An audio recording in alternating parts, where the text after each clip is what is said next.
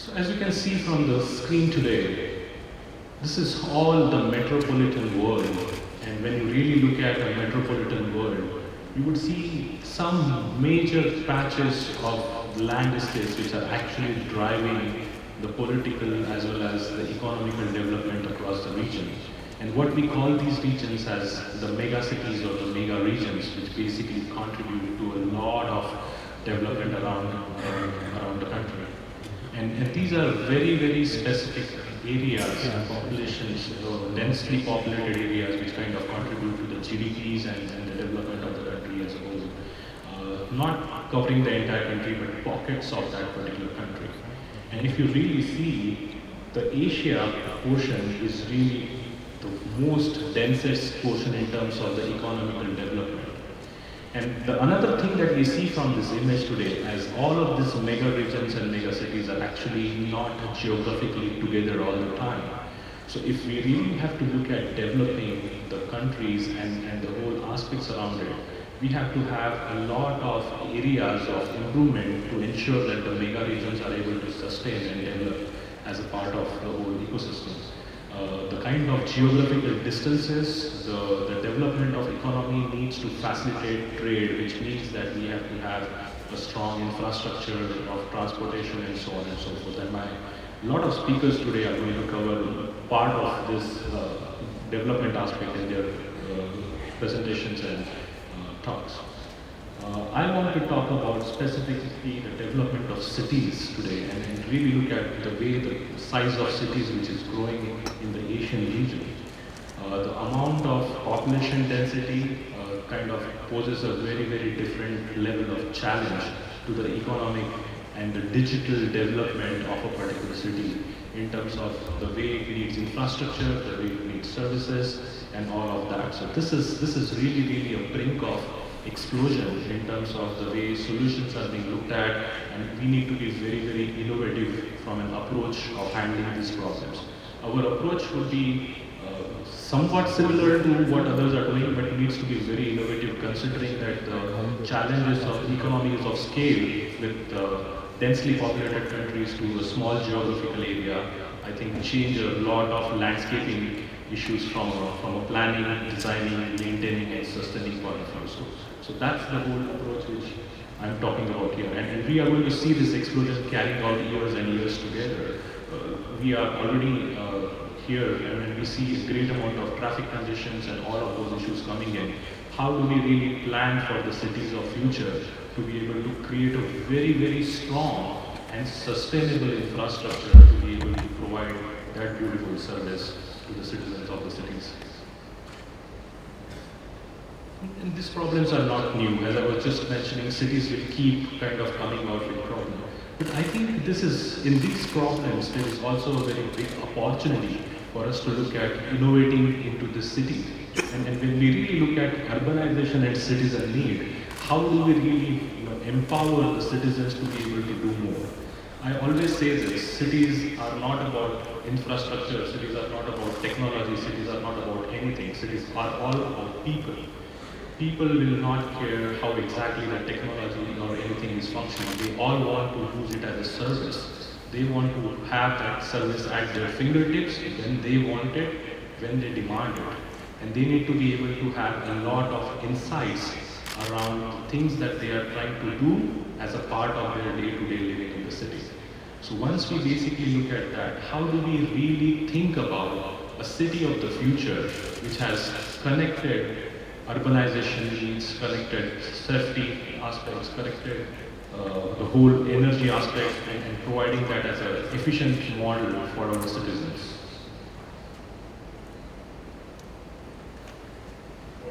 We see so many trends. There are so many trends again coming back to the cities, specifically with the challenges around social care. I was in Japan last week and we saw the whole population which is basically getting old. There is a lot of challenge on the elderly population and how do you really take care of such kind of need. The citizen requirements for an elderly population could be very, very different from the challenge that Korea is facing at this point of time in terms of young professionals and being able to provide opportunities for the entrepreneurship and development and things like that. So all of that, how do we really look at aging infrastructure? How do we manage that aging infrastructure with a lot of IT-led solutions, ICT-led solutions, and being able to provide more and more innovation around it? How do we really look at connected public safety kind of scenarios where there are situations which allow people to kind of proactively reach back and get assistance when they need it? And then when we really look at a city, this is actually a city of systems, which is when we really take an example here from a transportation standpoint, we start with a small car and you put a connection to the car, it becomes a connected car. A connected car actually is able to do a lot of input and output based on what the driver wants it to do. Then you basically connect it to more sensors, it is able to give you a lot more intelligence in the car. And when you really connect it with the larger infrastructure which is around you, right, with the environmental sensors, the weather sensors providing proactive data, that actually is basically giving you a lot more awareness in terms of the route planning, the way safety aspects are being looked at, and so on and so forth. And then you have public safety and emergency services and the whole smart infrastructure with electrical vehicle charging points and all of that. And I know a lot of luxury car manufacturers today have this impact alert kind of triggers in case there's an accident or an impact which has happened in the car. A law enforcement agency or an insurance agency is automatically informed, and you can kind of do a real-time video feed monitoring, video analytics, and so on and so forth. So this is just one example of a connected system within the city. There could be so many such examples, and that's how a whole city actually is a system of systems which basically need to coexist together to be able to seamlessly provide services and tools and technologies at the hands of the citizens for them to be able to do really more.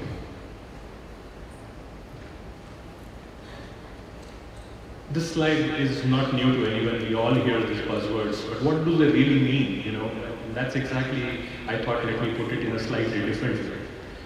Now, we all know about IoT as a technology, and IoT as a technology has been the buzzword which most of us use in most of the discussions which come across from a smart city standpoint.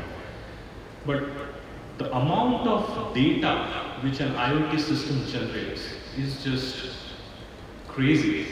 I had no other word to just sound as crazy. And I want to give an example here. Every small sensor which you basically connect has a regular polling mechanism. And every single pole of that, based on the sensor, let's say if it's the temperature sensor, it will kind of talk about and capture, the temperature, the variation of the temperature, the atmospheric conditions, and so on and so forth. Every single sensor, when it sends out one single pole, it's going to send out 1 KB of data at a minimum. And think about a city where you have a sensor network of millions and trillions of sensors populating that data and sending it out to you every second, every minute, every couple of hours, every couple of days. And you, as a custodian of the data, being a city administrator or a service provider, need to really provide for capturing that data, doing some kind of analytics on it, and being able to present it for something which is really useful as an insight. How do you really plan for a city of future, thinking about all these elements in your pipeline and still able to do a long, realistic, very real-time, data-driven decision making? I think that's where we all are driving to. So data, anyway, is the new oil, but that oil has a vast quantities. We got to figure out how do we store that data, how do we use that data, and how much intelligence or wisdom we can actually derive from data to be able to do more. This is a quote from Satya, which I really appreciate, because the technology has to be a backbone of the whole thing, but it needs to be a technology you can trust. With the whole explosion of technologies around IoTs, big data, machine learning, yes, we have all availability, but with the same availability as I want to quote an example from one of the Hollywood movies of Spider-Man here.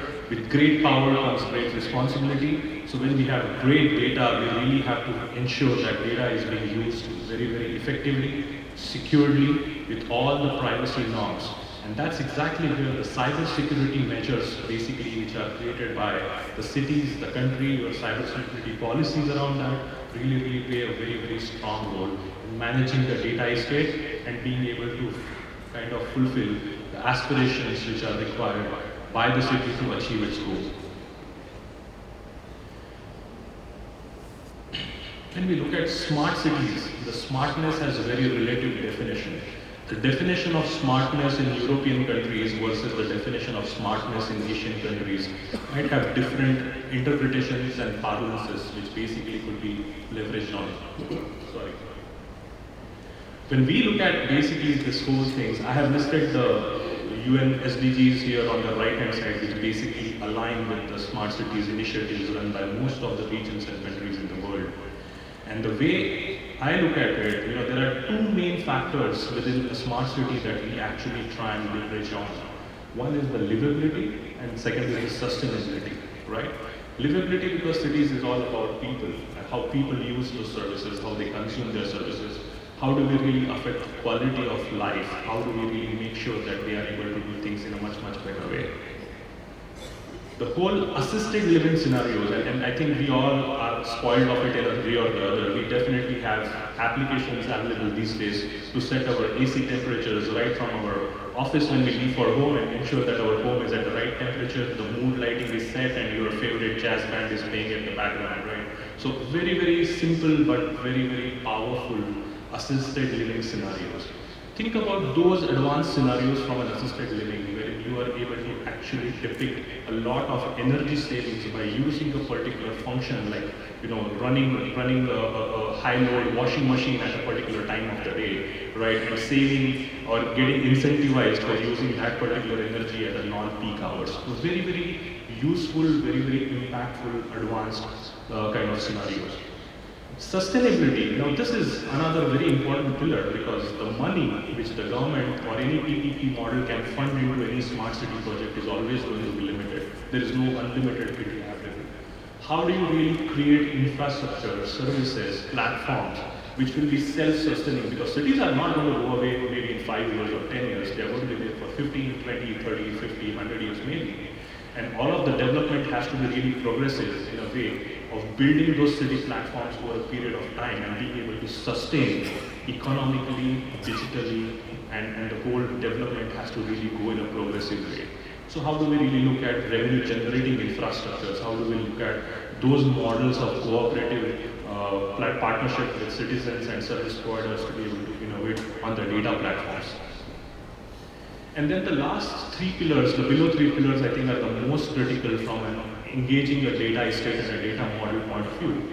Policy enablement. There are so many startups which basically flourish as a part of a smart city. Most of the startups are actually looking to have a great opportunity or an engagement for them to sustain their business. How are we as government administrators, service providers, city developers, taking the whole smart ecosystem of startup companies and embedding them as a part of the larger service provision for the smart city solutions that the startups are actually engaged in creating on? I think this is one of the major areas. The second big area is around policy standardization. And I want to give an example here. We all must have heard of the London bombings which happened a couple of years before. And we also know that the London city was able to trace the whole route of suspects across a particular region that they were traveling on, right? And that happened within a section of few minutes, and then it was being populated live on the TV feeds with the video surveillance footage and so on and so forth. Not many know that the whole London residential camera network is not owned by the government. They are owned by the private developers, real estate agencies, and building kind of maintenance agencies, typically like REMF kind of organizations or CBRE, who maintain those infrastructure. It is purely because of the policy standardization they were actually able to create a common integration platform, define specification for the equipments that basically went into shake hands, typically protocols, triggers were all managed on a common API integration interface, and that's how they were able to take control of that infrastructure when they actually needed to take control. That's the power of policy standardization that we are talking about. ICT innovation is really very, very advanced scenarios these days, and I'm really glad to hear a couple of scenarios that are already existing in Korea in terms of the whole open data initiative with 4,700 published data sets and so on and so forth. I also want to point out towards the targeted intervention. The whole analytics as an engine, the getting data insights is just one mechanism that we all can bring on to a beautiful dashboard or a command and control kind of a scenario. But what government actually does, once they have this data-driven insight, actually is the crux of the matter, because that's where the targeted intervention comes in. If there is a garbage collection to happen on a particular area, if it has not happened, the system can only tell that the garbage is not collected. But the mechanism, the intervention has to come in by the service provider to be able to facilitate that collection. This is a very simple example.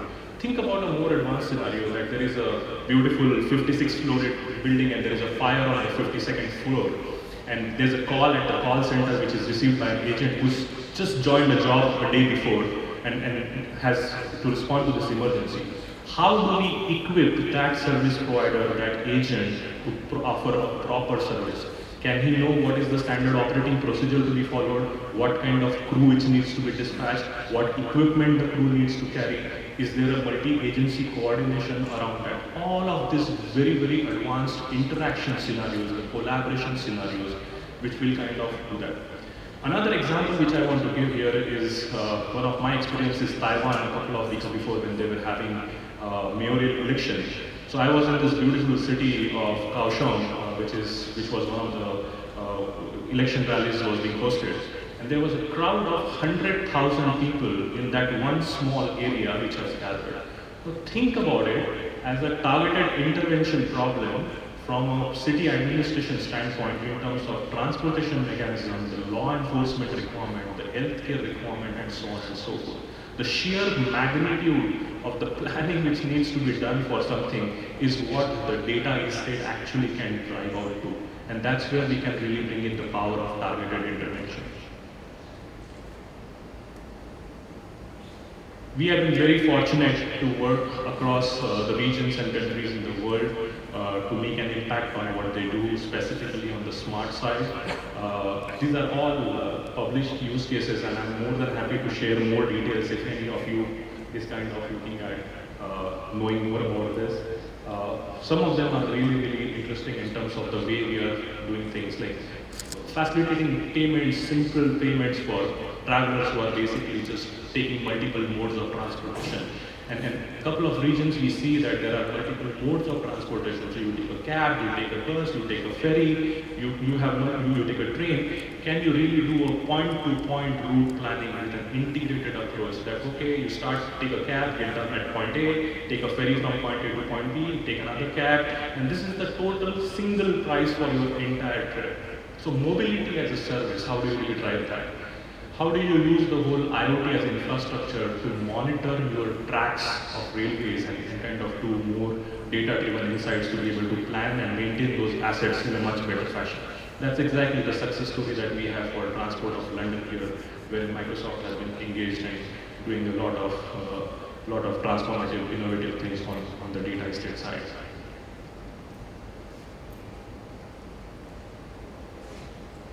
This is all about enhancing urban mobility in cities.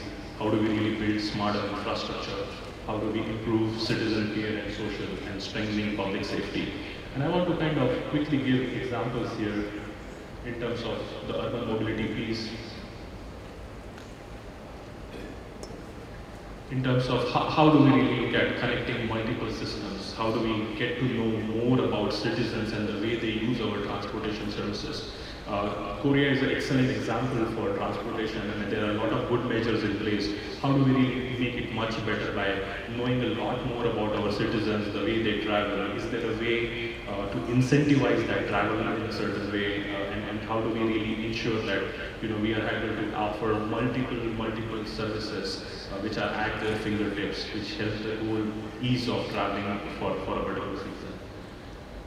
Connected systems. We work across all the different government agencies, and everybody has their own data sets. How do we really bring everything to a common platform? And that needs to be the start of the vision of smart cities and planning, because everybody wants to get started and get done with something first, and at some point of time they realize that, oh, this is all done, now how do I integrate all this? And then the most obvious decision which gets taken is, let's jump what is being done, start new and build everything new. So how do we create an infrastructure which we could basically start from scratch, build it completely, which is scalable, on demand, and also future ready to add a lot of new services, which would not only go on for this generation, but for generations and decades to come.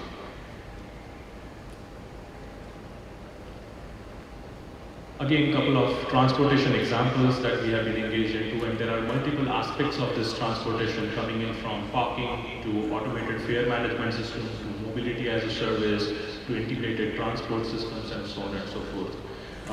One of the new trends which is coming into transportation, and my friends here would be definitely able to spend some more time when they speak on this, is also on the whole data marketplace which most of the transportation service providers are coming in.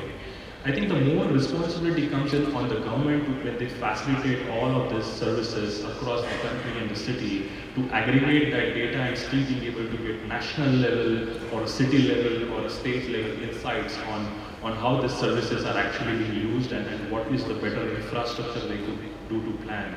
And obviously this links back to the future of the transportation goal which every city or a plan has, in terms of X amount of percentage needs to go to the public transport vis-a-vis the private transport and so on and so forth. So a couple of examples around that. This is actually the view which basically you would see across the connected cities and infrastructure. So you see the whole aspects of the connected grid aspect, where you are looking at the energy savings, the carbon reduction, the whole green buildings effect and things like that. And then you are looking at the whole connected building scenarios in terms of platform management, the building management, the access management, the surveillance around that. The whole aspects of managing the vehicles and connected vehicles scenarios across, and ultimately going back to the industry, linking with IoT kind of solutions, analytics kind of solutions, and converging everything together on one single platform, which could basically define so many use cases from a city standpoint.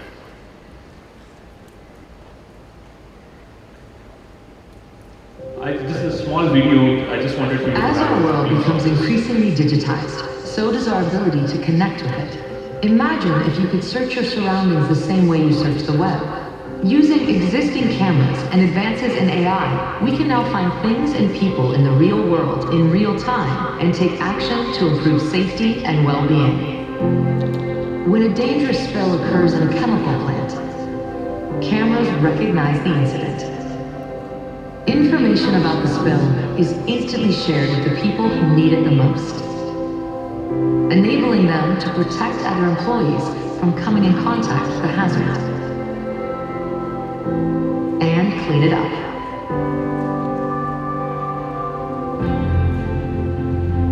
This technology can also help keep people safer in hospitals.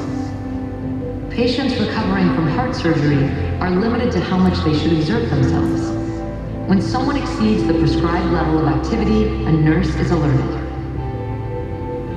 What's more, the location of the closest wheelchair is identified, so that the nurse can quickly get the patient seated and safe.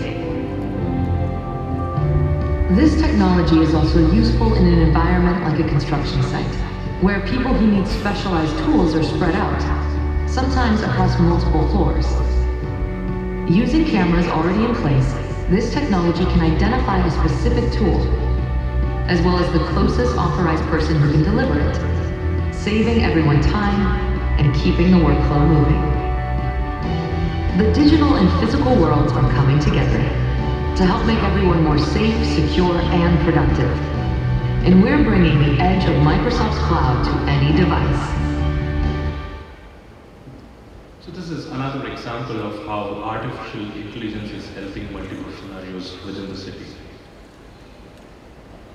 Another very interesting trend that we see across the industry now is the trend on digital twins. I'm not sure how many of you are familiar with this trend, but This is basically a digital replica of an existing infrastructure or an asset that you have, wherein you could do a lot of data collection with IoT as a platform and run simulations around the whole aspects of functioning and problem areas. And there are so many use cases, as you can see, for offices, buildings, retail, cities, safety and security, and so on and so forth. This is basically a platform which allows a lot of city planners to plan for their challenges in advance. And I just want to quickly show you another example of the digital twin that we have with one of our partners called as Willows. The elevator is the nervous system of a building. We transport people, and transporting people is a very serious thing. So as an elevator company, we need to test the concept of elevators. Rotterdam is called the village of towers, but now they have a real tower. I mean, a real tower. We are testing not only hardware, but we're also testing our thinking. For years, there was no change in this industry. That was Microsoft with Willow. We are in a different stage.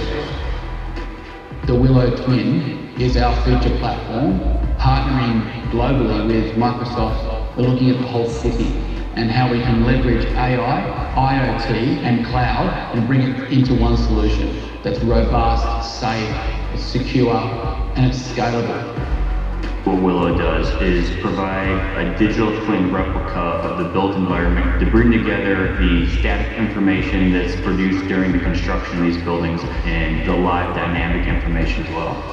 We're leveraging the Azure Digital Twins platform. Microsoft was a natural fit for that because of the flexibility and scalability that offered for the data storage component of it, as well as the embedded security features that were built into that data storage.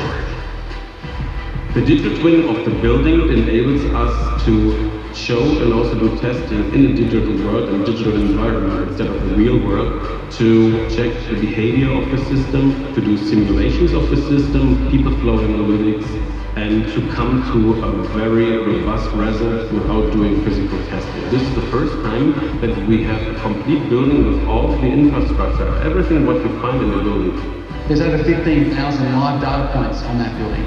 There's over 57,000 static data points, and I can find them with a click of a button. We're able to demonstrate on the tower what would happen in an emergency. Knowing that all the people are out and are safe, this digital twin gives me as an owner visibility into the things that matter for me in an emergency. Digital twin is fundamentally changing how we're interfacing with the building, whether it's the occupant, the owner, or the operator. It won't be very long before every single building construction process ends up with a requirement to have a digital twin of the assets. Willow with Microsoft are taking an enterprise solution to market that really does make our cities smart. The amount of information that we can now capture through the Azure Digital Twins platform is mind-blowing. Data from an infinite number of sources. So together with Microsoft, we will change the built world. And this is exactly the power of data that the whole integrated and connected technologies can bring onto you. I mentioned this earlier as well, and I'm repeating this again, that cities is again all about people. And today's urbanization has many challenges on the societies and the economy. So I really want to congratulate the government here basically for incorporating happiness as a part of their smart blueprint, which is really the most critical aspect for citizens to be really happy. And the happiness comes across multiple areas, and they need to have those many opportunities in the city to be really happy. And that's where the whole improving citizen engagement, care, and collaboration becomes the most critical aspect. And how does the city really function and provide those opportunities for citizens to collaborate together, come together, and kind of do something meaningful out of it. So one of the examples here is an example in India where when the whole 100 Smart Cities planning actually started, every city was asked to kind of create their whole blueprints around how do they really plan those cities, what are the areas.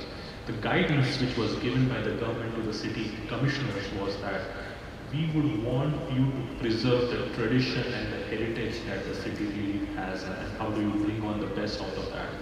So when they really built up those plans, they kind of reached out to multiple agencies of people, the groups of people, various commodities within the city, which is typically traders, jewelers, manufacturers, retailers, fashion providers, and all of that, to specifically get their view on what is that they would want to really look at from a smart city perspective. A very good example of how cities are actually trying to make an effort to make citizens as a part of the decision making and ensuring that there is a participative governance. And as you can see from the example on the screen, this is again all about a connected citizen, a citizen which has access to a lot of data which is being provided by the government for his own services, for reporting a mishap or a casualty, or just proactive reaching out for awareness or piece of information. Doing out day-to-day tasks, basically requesting for permissions with the government and getting those decisions back. And at the end of the day, this is a part of the whole larger digital loop where the data or the request which is being made by the citizen goes back to your sensor models, your aggregation platforms, to the machinery which is like a churning, big data churning mechanism created, gets into actionable insights which are actioned by the city service providers. And once those actions and decisions are taken, they get communicated back with the same channel back to the citizens for them to know what's really the action being taken, whether their service accesses are approved or rejected, and so on and so forth. This is an example for a law enforcement vehicle which we have been piloting very recently with multiple cities in the US. So this is a connected car which basically is nothing but a mobile law enforcement service for the citizens. And this has a lot of use cases specifically, and I think this is now a model which is being used by a lot of countries in Australia, countries in Philippines, and then it's being looked at from multiple engagement platforms, specifically with body-worn cameras, and there are trigger-happy police forces in a couple of countries to keep a restraint on that. So there are sensor-activated, weapon holsters which basically tell and alert the command and control when a weapon is pulled out from the holster, and so on and so forth. And then there are a lot of basically sensory mechanisms on this vehicle which help citizens and the police for able to collaborate much more effectively, have a video conferencing mechanism, and being able to kind of communicate, including a remote justice management or a courts management experience.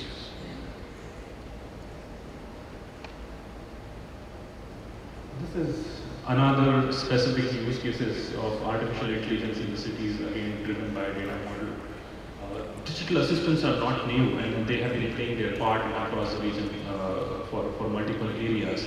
A couple of areas that we really see is basically applied for the next best action. So it's just not an information bot, but more about a robotic process automation, which the digital assistant is actually being able to connect it to the backend systems, create transactions and kind of triggers for the citizens to act on that, or a government employee or administrator to act on that.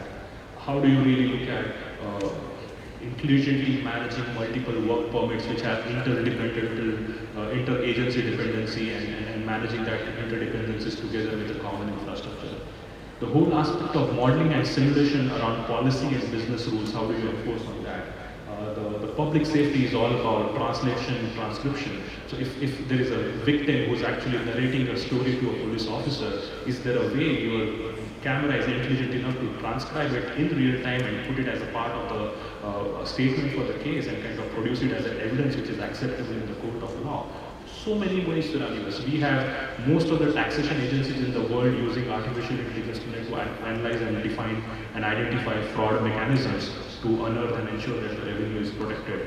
This could apply to energy utilities, water utilities, gas utilities in terms of pilferages and so on and so forth.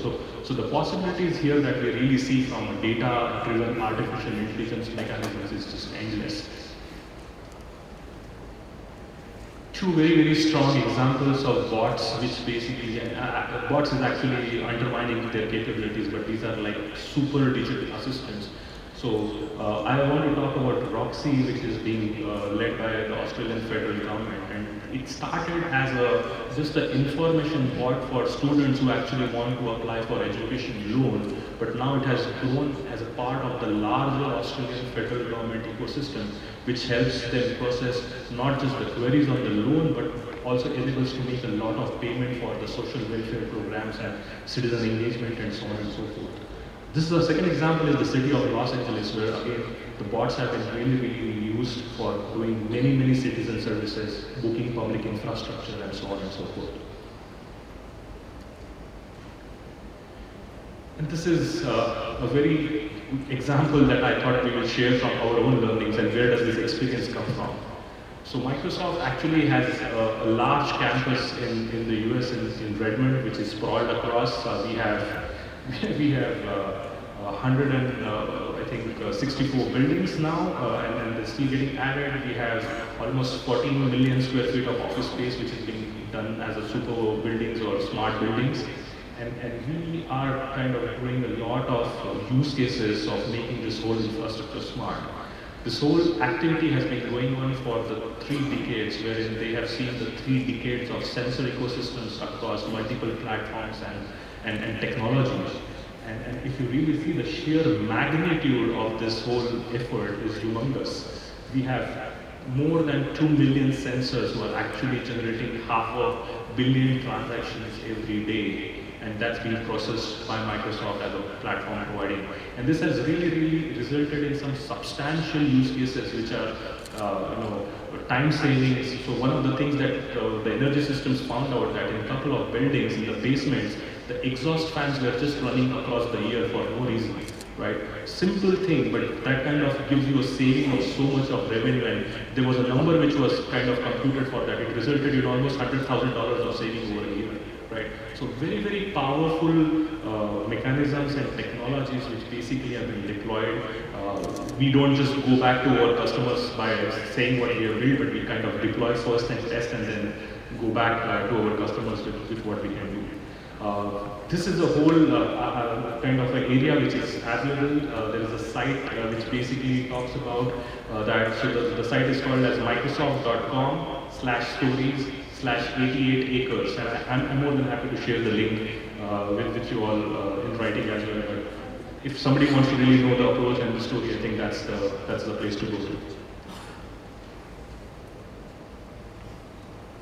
We are incomplete without our partners. So Microsoft is primarily a technology provider. We bring in the best of the technologies on cloud, artificial intelligence, blockchain, AI, IoT, multiple platforms on data platform side and so on and so forth. Our partners carry the depth and the breadth of vertical solution expertise which they add on to our technology platform, and that's the integrated thing that we go across. Smart cities are really complex ecosystems, as we all can understand now. This ecosystem actually needs a little bit more simplified approach to have those specific discussions with the people who are actually trying to build smart cities in the right way.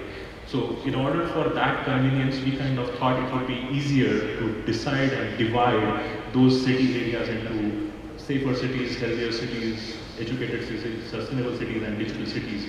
So that depending upon the city priority and where the city administrators would really want to get started with, you can have focused discussions around the best approaches, learnings from the region, and how do we really take it to a more meaningful conclusion to make the society more than happy.